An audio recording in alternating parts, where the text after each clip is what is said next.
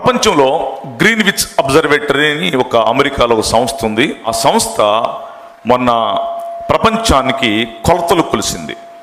నిలువుగా ఒక గీత, అడ్డంగా ఒక గీత గీశారు. ఈ నిలువు గీత, ఈ అడ్డగీత కలిసిన సెంటర్ పాయింట్ ఇజ్రాయెల్. ఇజ్రాయెల్లో సెంటర్ పాయింట్ యెరూషలేం. యెరూషలేంలో సెంటర్ పాయింట్ మందిరము. 36 ఎకరాల సొలొమోను మందిరము. అక్కడ మీ మందిరం అంతా రాయి ఒకటి ఉంటుంది. ఆ రాయి నల్లగా ఎర్రగా ఉంటుంది. ఆ రాయిని మొన్న అమెరికా వాళ్ళు చెక్ చేశారు, పరీక్ష చేశారు, దాని మీద టెస్టులు చేశారు. ఆ రాయి ద వరల్డ్స్ సెంటర్ పాయింట్. ఆ రాయి ఏంటో తెలుసా? దేవదూతలందు జయధ్వనులు చేస్తుండగా యెహోవా దేవుడు భూమికి పునాది రాయి వేసినటువంటి రాయి. ఆ రాయి మీదే అబ్రహాం ఇస్సాకుని బలి ఇవ్వపోయాడు. ఆ రాయి ఉన్న ఏరియానే అరౌనా కళ్ళము.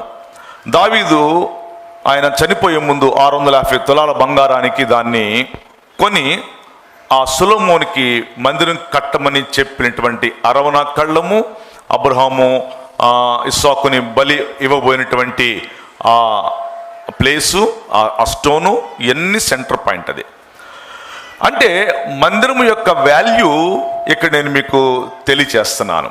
మందిరం అంటే సంవత్సరం మొదలుకొని సంవత్సరాంతం వరకు ఆయన కనుదృష్టి ఉండే ప్లేస్ ఇది. అందుకే దేవుని యొక్క మందిరం యొక్క వాల్యూ గురించి ప్రభు మాట్లాడుతూ అన్నాడు, దేవుని మందిరంలో ఒక్క దినము గడిపితే 1000 దినాల కంటే శ్రేష్టం. ఒక్క దినము గడిపితే 1000 దినాలతో పోల్చాడు. అంటే అంత బ్లెస్సింగ్ అనమాట. 2, యెహోవా మందిరమునకు వెళ్ళుదుమని జనులు నాతో చెప్పినప్పుడు నేను సంతోషించుదని చెప్పాడు. అంటే దేవుని మందిరంలో సంతోషం ఉంటుంది, ఆనందం ఉంటుంది, సౌభాగ్యం ఉంటుంది, దీవెనలు ఉంటాయి అని 2వ వచనం తెలియజేస్తుంది. ఇంకేం చెప్పాడంటే నా మందిరము సమస్తమైన అనుజనులకు ప్రార్థనా మందిరం. ఇది ప్రేయర్ హాల్, ప్రార్థనా మందిరము. ఆయన దిగి వచ్చి ఇక్కడ మన ప్రార్థన ఆలకిస్తూ ఉంటారు. 4, నువ్వు మందిరముకి వెళ్ళినప్పుడు నీ ప్రవర్తన జాగ్రత్తగా చూసుకోమని ప్రసంగిలో చెప్పాడు. అంటే ఈ స్థలము మన ప్రవర్తనను కంట్రోల్ చేసి ట్రాక్లో పెట్టి మనల్ని పరిశుద్ధపరిచేటువంటి స్థలము. మొన్న నేను యెరూషలేంలో పద్దాకా వెళ్తా. ఎందుకు వెళ్తానంటే రీసెర్చ్ చేయటం కోసం వెళ్తా. నేను మొన్న యెరూషలేంలో కారులో వెళ్తున్నా, 5 ఏళ్ల క్రితం అన్నమాట. అప్పుడు నా ముందు ట్రంప్ వెళ్తున్నాడు కారులో. నాకు తెలియదు ట్రంప్ యెరూషలేం వచ్చాడని. నా ముందు సర్రమంట వెళ్ళాడు. ముందు 10 కార్లు, వెనకాల 10 కార్లు, మధ్యలో డొనాల్డ్ జాన్ ట్రంప్ ఆయన పేరు. అప్పుడు నేను గైడ్ని అడిగాను అనమాట. నా కారు పక్కన పెట్టేశారు. ఏంటి ఎక్కడికెళ్తున్నాయండి ట్రంప్? అప్పుడు గైడ్ చెప్పాడు, బాబురావు గారు ఈరోజు ఆదివారం వచ్చింది, ట్రంప్ ఆరాధన చేయటానికి చర్చికి వెళుతున్నాడు అని చెప్పారు. ట్రంప్ ఎవరో తెలుసా మీకు? ట్రంప్ తెలుసా? ఎవరు? అంతవరకే తెలుసు మీకు. నేను చెప్తా వినండి.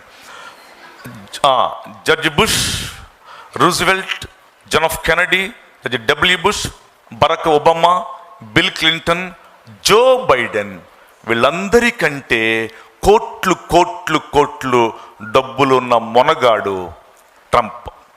757 ఆయన బోయింగ్ ఫ్లైట్ నెంబర్ చెప్పేప్పుడు మీకు. సొంత విమానం ఉండ మొనగాడు ట్రంప్.